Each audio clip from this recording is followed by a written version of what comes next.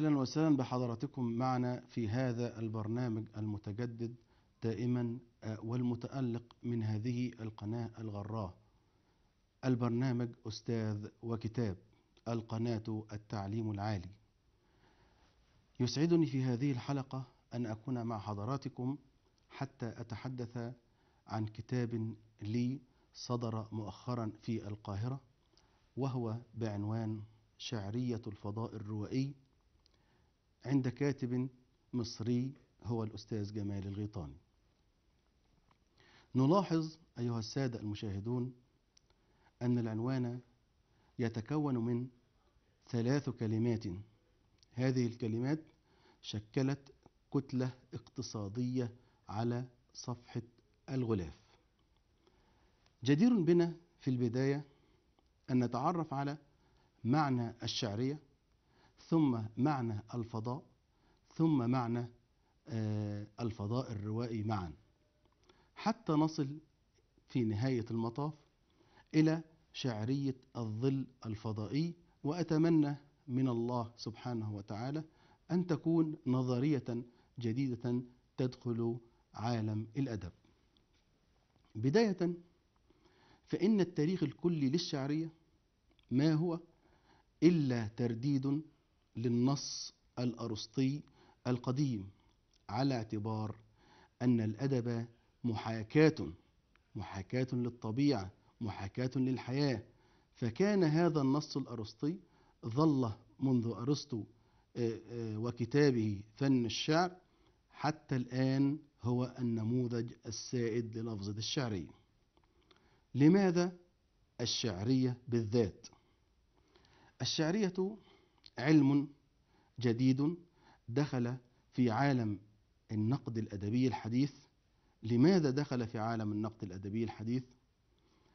بعدما اكتشف النقاد والباحثون أنه لم تعد البلاغة القديمة قادرة على مسايرة النصوص وفك طلاسم النصوص ومعرفة ما بداخل النصوص من درر وياقوت، فكانت الشعرية هي الأرض الصلبة التي لم يطأها أحد من قبل. بدأت في العمل من أجل استكشاف ما في النص من درر وياقوت وأشياء جميلة تبعث على التأمل. ظهرت هذه الحاجة حينما أراد الشكليون الروس وضع قوانين للخطاب الأدبي. الشكليون الروس حركة أدبية قامت في بداية القرن الماضي 1900 تحديدا، ثم تبعها حركات أدبية أخرى، حركة جنيف، حركة براغ اللغوية في الغرب وما إلى ذلك. طيب، هذه الدراسات امتطت صهوة الشعرية حتى تستطيع فك طلاسم النصوص، وحتى تستطيع معرفة بواطن الأمور التي بداخل النصوص الأدبية النثرية كانت أو الشعرية. فأصبحت الشعرية هي القانون، وهي الحس، وهي الذوق الجمالي الذي يظهر من خلال تفسير النصوص. هناك شعريات كثيرة ممثلة في شعرية الثنائيات الشهيرة للكاتب المبدع السويسري فريديناند دي سوسير، حيث الشعرية اللسانية. إذن الشعرية متفرعة، هناك شعرية لسانية كما كان الحال عند فريديناند دي سوسير، الكاتب السويسري العبقري الذي استطاع بحسه المرهف أن يستنطق النصوص ويعرف ما بداخلها من خلال نظرياته العلمية. فتحدث عن نظرية الشعرية من خلال الشعرية اللسانية وثنائياته الشهيرة. هناك شعرية أخرى وهي شعرية التماثل عند كاتب شكلاني كبير، هو الكاتب رومان جاكوبسون الذي استطاع، وهو من مدرسة الشكليين تحديدا، استطاع من خلال هذه الدراسة الشعرية الدقيقة أن يتعرف على تماثل الدوال في النصوص الأدبية وما إلى ذلك. وهناك شعريات أخرى مثل الشعرية البنيوية، والتي يندرج تحتها نظريات الانزياح لجان كوهن وغيره من الأدباء والنقاد. وعندنا في مصر أيضا دراسات عديدة حول الشعرية. الشعرية التي نتحدث عنها الآن هي شعرية السرد، الشعرية السردية التأويلية.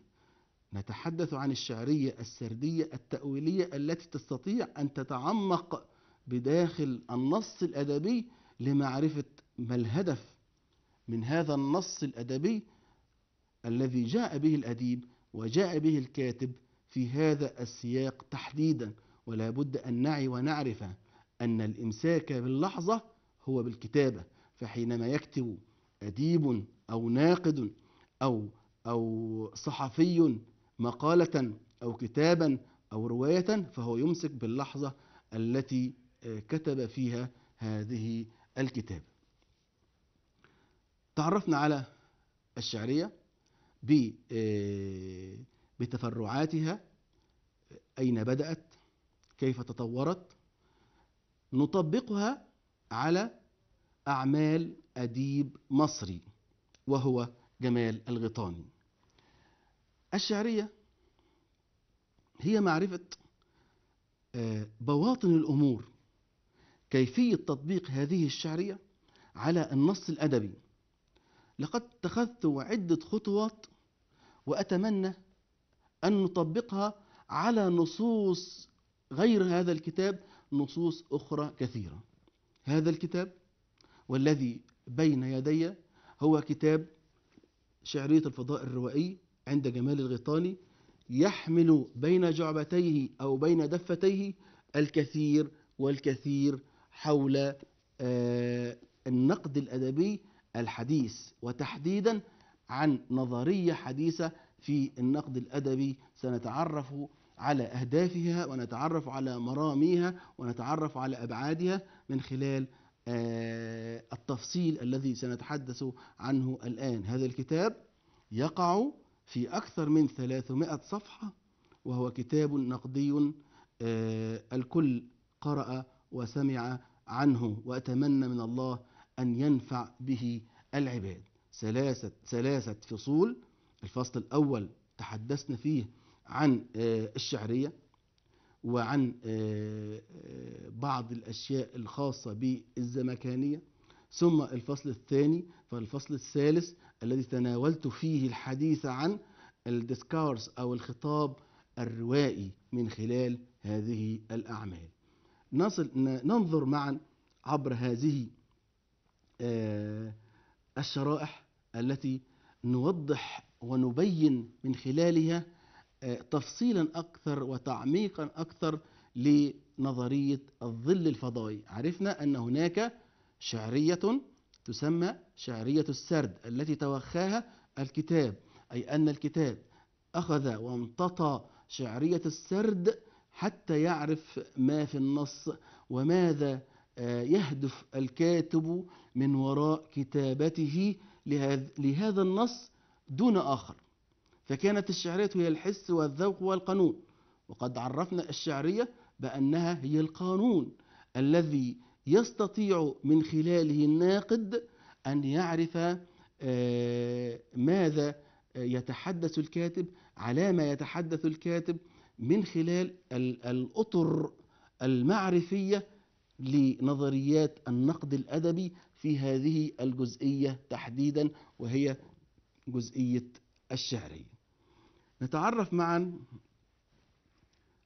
هذه صورة الغلاف. نبدأ بما الشعرية وما الفضاء. هل الشعرية أنواع؟ زي ما ذكرنا من شوية، قلنا إن الشعرية هناك شعرية اللسانية كما كان الحال عند فرديناند سوسير، هناك شعرية التماثل كما كان عند الشكلانيين الروس، ومن مثلهم هو رومان جاكوبسون الكاتب الشكلاني الغربي، وهناك الشعرية البنيوية التي مثلها جون كين في كتاباته عن البنيوية من خلال نظرية الانزياح. هذه الشعرية. عرفنا أنواع الشعرية. شعرية الفضاء يعني ربط الشعرية بالفضاء، ولا بد أن نفرق بين الفضاء والمكان. هناك فرق شاسع بين الفضاء الذي نحن فيه الآن وبين الأماكن الموجودة داخل هذا الفضاء. الفضاء الذي نحن فيه الآن هو مكان متسع، هو فضاء متسع فيه جزئيات، هذه الجزئيات تتخذ حيزا من المكان. نوضح أكثر، هذه كاميرات، هذا متكلم أخذ حيز من الكلام، هذه طاولة ترابيزة قدامي أخذت حيزا من المكان. ما علاقة هذه الترابيزة، ما علاقة هذا المكان الذي أقف فيه بالفضاء ككل؟ هي علاقة الجزء بالكل، علاقة الجزء بالكل. فحينما يتحدث الأديب أو الكاتب في رواية من رواياته ويتناول بيتا أثريا، مدرسة، فنتحدث عن المدرسة من خلال الفضاء الروائي الذي يحيا فيه الكاتب من جميع الأنواع. لماذا أتى بهذه المدرسة هنا؟ ما الدلالات؟ لماذا في هذا المكان عن غيره؟ هذه المدرسة في هذا المكان بالذات، ما علاقة هذه المدرسة بالرواية ككل؟ وبالتالي نتعرف على الهدف الذي يرمي الكاتب من وراء كتابته هذه الرواية، ونصل إلى شعرية الظل. ما معنى شعرية الظل؟ سنتعرف عليها من خلال هذا العرض. الشعرية لغة هي من الشعور والإحساس، وقد شعر يعني قد علم، وما يشعركم أنها إذا جاءت في الآية الكريمة فالشعرية من الشعور والإحساس، فالشعور من شعر شعورا وأشعره الأمر وأشعره به يعني أعلمه به. وفي الآية الكريمة وما يشعركم أنها إذا جاءت لا يؤمنون. هنا الشعور هنا معناه الدراية والعلم. وقديما كان يقال وما زال نقول ليت شعري أي ليتني أعلم، ليت شعري أي ليتني أعلم.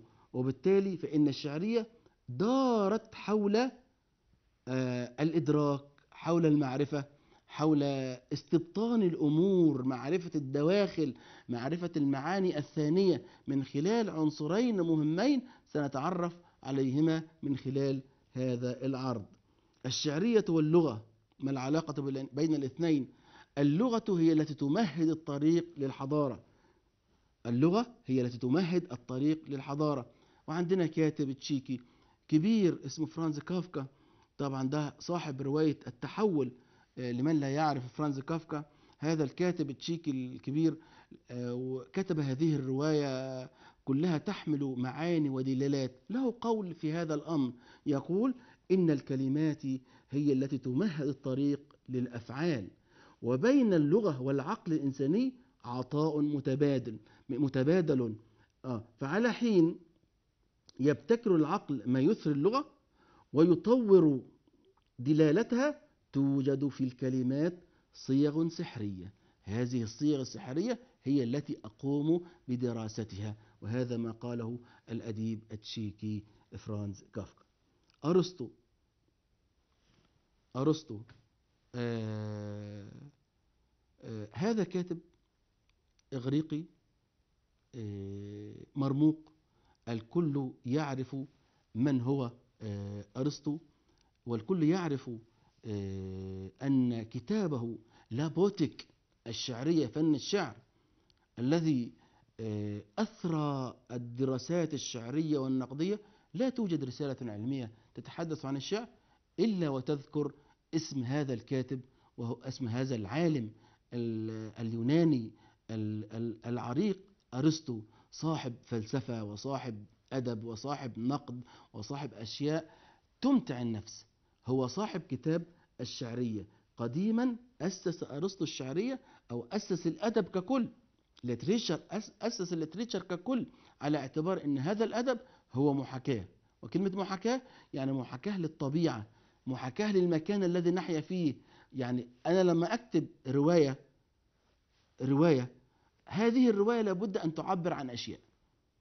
تعبر عن ماذا؟ إما أن تعبر عن المكان الذي أحيا فيه، إما أن تعبر عن فكر جديد عن طريق الفانتازيا والخروج من الواقع إلى اللاواقع وما إلى ذلك. نتذكر في هذا المقام الكاتب يشار كمال، الكاتب التركي المتمرد الذي استطاع بحسه المرهف أن يستنطق المكان، لأنه قد ظلم هذا الرجل ووقعت عليه ظلمات كثيرة نظير ما كان يكتبه، لأنه كاتب متمرد كان يقف غصة في حلق النظام التركي القديم. هذا الكاتب الذي ودعنا منذ أيام قليلة له روايات عظيمة مثل رواية محمد النحيل التي كتبها سنة 1955، ورواية أخرى مثل سلطان الفيلة. سلطان الفيلة ده موضوع كبير، رواية رمزية فيها شعرية متدفقة من جوانبها كلها، من خلال أن هذا الرجل كتب هذه الرواية ليعبر من خلال هذه الرمزية. طبعا كلمة سلطان الفيلة يعني هناك فيل كان سلطان على قومه من الأفيال الأخرى، وهناك مجتمع آخر يعيش بجوار هذا المجتمع الذي يحيا فيه الفيل، وهو مجتمع النمل. فجاءت مجموعة من الفيلة فقاموا بفرم ونسف ممالك النمل، فتجمع النمل الباقون الذين نجوا من هذا الحادث وبدأوا في فكر جديد حتى يستطيعوا أن يهزموا هذا الفيل. طبعا من يقرأ الرواية يعرف الكثير والكثير من الشعرية الموجودة من خلال الرمزية، والرمزية دي نوع من أنواع الشعرية. تجلت عبقرية يشار كمال الكاتب التركي في هذه الرواية. طبعا له روايات كثيرة ولاقى عذاب كثير من السلطات آنذاك. ذكرت هذا الكلام لأنه قد ودعنا هذا الكاتب التركي الشهير منذ شهر تقريبا أو شهرين. لابوتك الشعرية عند أرسطو. يتحدث أرسطو عن لابوتك أو الشعرية من خلال فهمه لطبيعة النصوص الأدبية. يستطيع الكاتب إذا قرأ كتاب أرسطو فن الشعر أو ما يسمى باللابوتك أن يستنطق هذه النصوص، وأن يتعرف من خلال ما بنى عليه أرسطو ماذا يهدف الكاتب وراء هذا النص. وبالتالي للشعرية أصبح أكثر من معنى يتحمل معنى الشعر، يتناول معنى الشعر، ومعنى طبعا المصدر الصناعي الذي هو الشعرية ككتلة اقتصادية مطبوعة على الغلاف تسعى من أجل فك طلاسم النصوص الأدبية، والتي من خلالها يعرف المتلقي ويعرف الناقد قبل المتلقي ماذا يريد الكاتب أن يقوله. هذه هي شريحة تتحدث عن التعريف الدقيق الذي توخيته في هذا الكتاب للشعرية، وقلت أن تعريف الشعرية يكمن في أن الشعرية قانون يحكم من خلاله ومن خلال القراءة التأويلية على الإبداع لمعرفة الأبعاد الخفية لذلك الإبداع والمعاني الثانية لذلك الإبداع. إذن هناك تأويل. أنا لما أقرأ هأفهم، القراءة تؤدي إلى الفهم، والفهم ده لا يصل إلا إذا عرفت المعنى الذي يقصده الكاتب، وهو ما سنعرفه من خلال شعرية الظل الفضائي. نصل إلى محطة مهمة من محطات النقد الأدبي، وأتمنى من الله سبحانه وتعالى أن تكون نظرية وأن يعرفها القاصي والداني. شعرية الظل الفضائي ببساطة أقول لحضراتكم ماذا أقصد بشعرية الظل الفضائي. إذا أتينا بعصا وقت الظهيرة ووضعناها في الرمل، ماذا يحدث للعصا؟ سوف يكون هناك امتداد وظل لهذه العصا نظرا لوجود الشمس هنا، فهناك ظل لهذه العصا. هذا الظل أنا اللي بدرسه بقى. هذا الظل هو المعنى الذي يقصده الكاتب، هو التأويل الذي أنا كناقد أدبي أؤوله وأعرف مراميه. يبقى شعرية الظل الفضائي تعرف النص، لماذا كتب الكاتب هذا النص ولم يكتب نصا آخر. نتعرف من خلال شعرية الظل الفضائي على أركان نظرية جديدة، وهي نظرية الظل الفضائي. ما هي أركان نظرية الظل الفضائي؟ أي نظرية لازم لها من مكتشف. هذا المكتشف لابد أن يقرأ الأشياء التي سيطبق عليها. الذي كتب الروايات هو الراوي قدامنا، هذا هو الراوي الذي كتب الرواية، وكأن لديه مخيلة. هذه المخيلة تظهر من خلال هذه الأسهم، جاء إليه إلهام فقام بكتابة الرواية. انظر إلى هذا الشكل الذي هو شكل بسيط ولكن معناه عميق.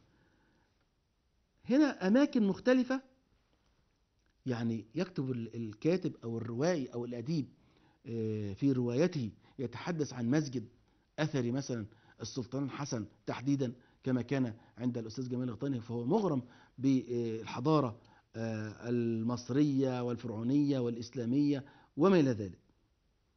كتب عن هذه الأماكن. يبقى إذن في هنا مكان، رقم باء وجيم وألف، هذه أماكن داخل الفضاء ككل. يبقى الفضاء ككل بداخله جزئيات، هذه الجزئيات أطلقوا عليها لفظة أماكن. أقول لك بقى، ما علاقة هذه الأماكن بالفضاء ككل؟ علاقة هذه الأماكن اللي هي الأماكن المختلفة، المسجد، الكنيسة، المدرسة، القصر، زي ما هنشوف دلوقتي، علاقة هذه الأماكن بالرواية، بالفضاء الذي يسبح فيه الكاتب. علاقته إيه؟ لابد وأن تكون علاقته علاقة الجزء بالكل. طبعا ده كان اختلاف مع كتاب كبار تحدثوا عن هذه النظرية، ولكن في النهاية اقتنعوا بهذه الرسمة، وأتمنى أن تنال إعجاب حضراتكم. طبعا الجزء الأبيض الفاضي ده هو ده الفضاء الواسع. الجزء المظلل ده بسميه الأماكن زي ما قلنا. لو نلاحظ حضراتكم في هنا الظل الفضائي المعنوي جزئين، ثم بعديه امتداد الظل وفق التأويل بقى. زي ما احنا قلنا العصا لها ظل، هذا الظل بالنسبة للكنيسة، بالنسبة للمسجد، ده المعنى الذي أو التأويل الذي يريد الكاتب إيصاله للناس. كيف أصل أنا كباحث أو كناقد إلى التأويل، إلى معرفة المعاني الثانية، إلى معرفة الامتداد الثاني الراقد خلف الفضاء؟ يبقى احنا عندنا أماكن بداخل الفضاء المتسع، أماكن جزئيات بداخل الفضاء المتسع لها دلالاتها، لها تأويلها. لذلك قلت لحضراتكم هذه هي شعرية الظل الروائي. ما أركانها؟ ما أعمدتها؟ سنتعرف كيف نصل إلى التأويل من خلال معرفة امتداد الظل. فلننظر إلى عنوان هذه الشريحة: امتداد الظل وفق التأويل والتخيل. احنا عندنا تأويل وعندنا تخيل، يعني في عندنا معنى وعندنا ايه؟ الانتربريتيشن اللي هو التأويل، المينينج والانتربريتيشن.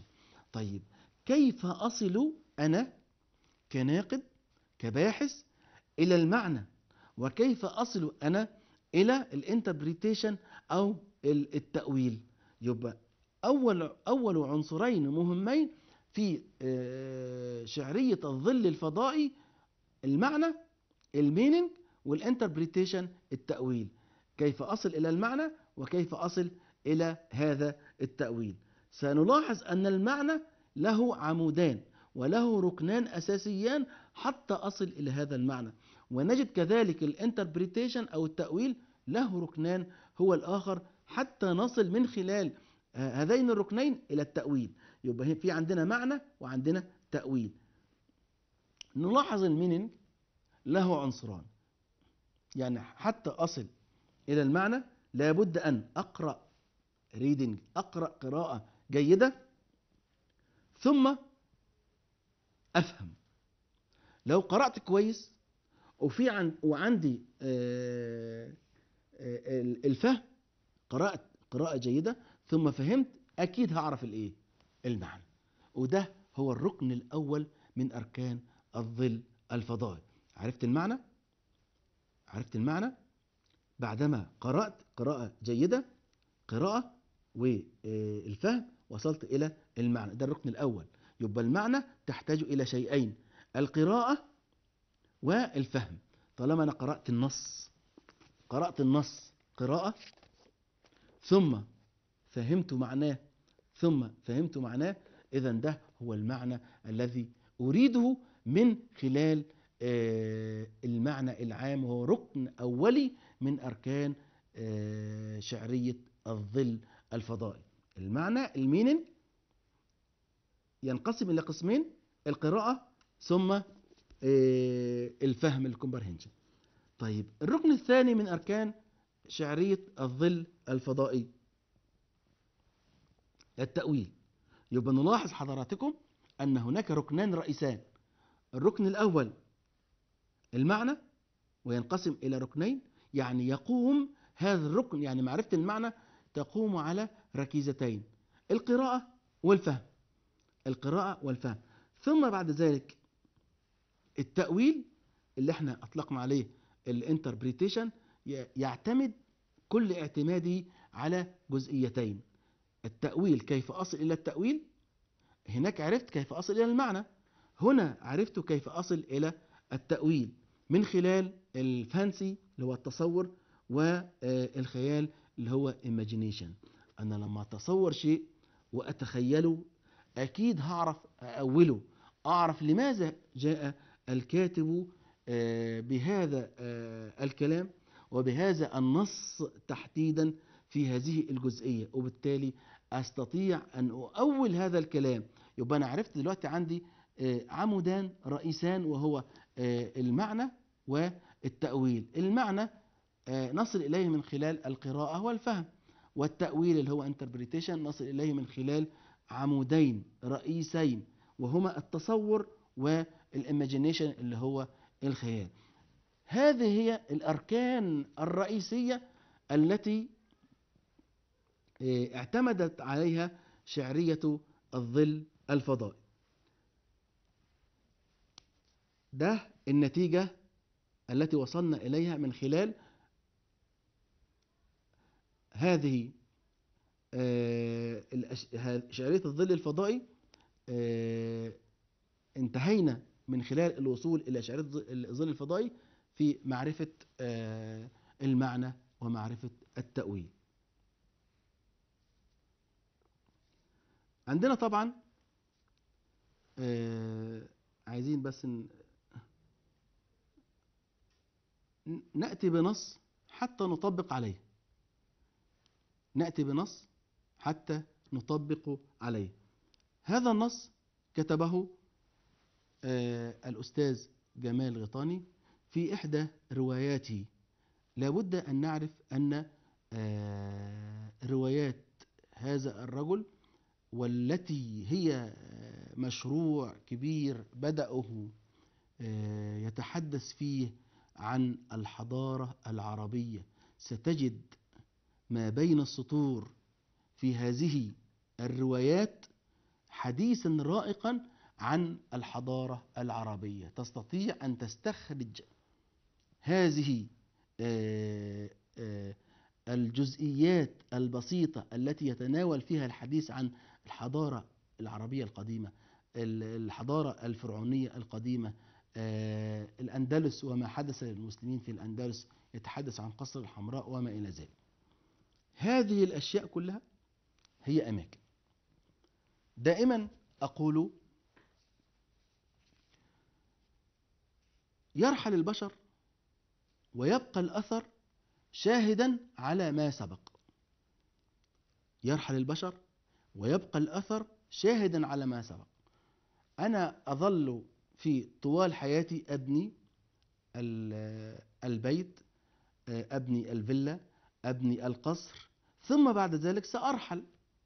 ما الدليل على أنني مررت بهذا المكان؟ وما الدليل على أنني قد لي أثر في هذا المكان؟ هو الذي تركته، هو الأثر.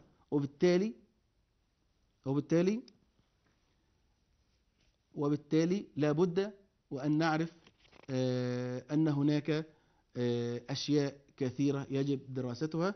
وأعتقد أن الوقت دهمنا. أشكر لكم عظيم صنعكم على حسن استماعكم والمشاهدة، وإن شاء الله تعالى سنلتقي، لأننا لم نكمل الحديث عن شعرية الظل الفضائي. شكرا لحضراتكم، وشكرا لقناة التعليم العالي التي أتاحت لي هذا البرنامج والذي يحمل عنوان أستاذ وكتاب.